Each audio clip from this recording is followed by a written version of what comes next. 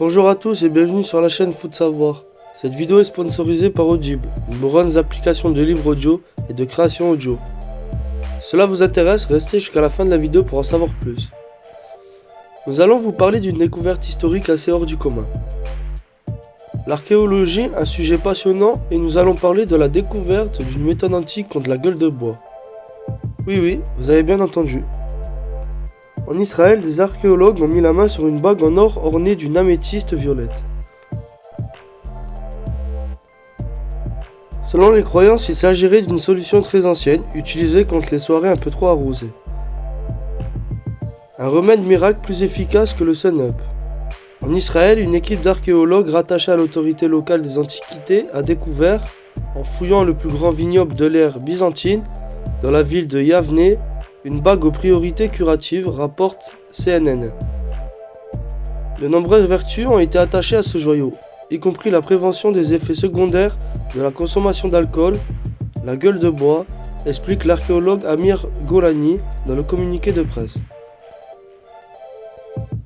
Un remède miracle grâce à l'améthyste.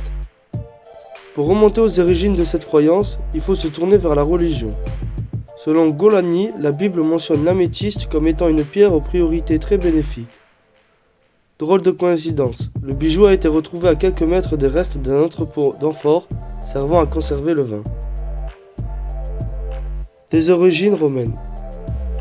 Si l'ancien vignoble est approximativement daté du 7e siècle, l'anneau et sa pierre pourraient quant à eux provenir d'une période antérieure. Les anneaux en or incrustés d'une améthyste sont connus dans le monde romain.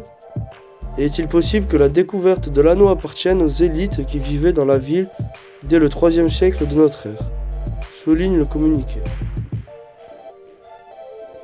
L'équipe de chercheurs a également spéculé sur le profil du propriétaire de ce joyau.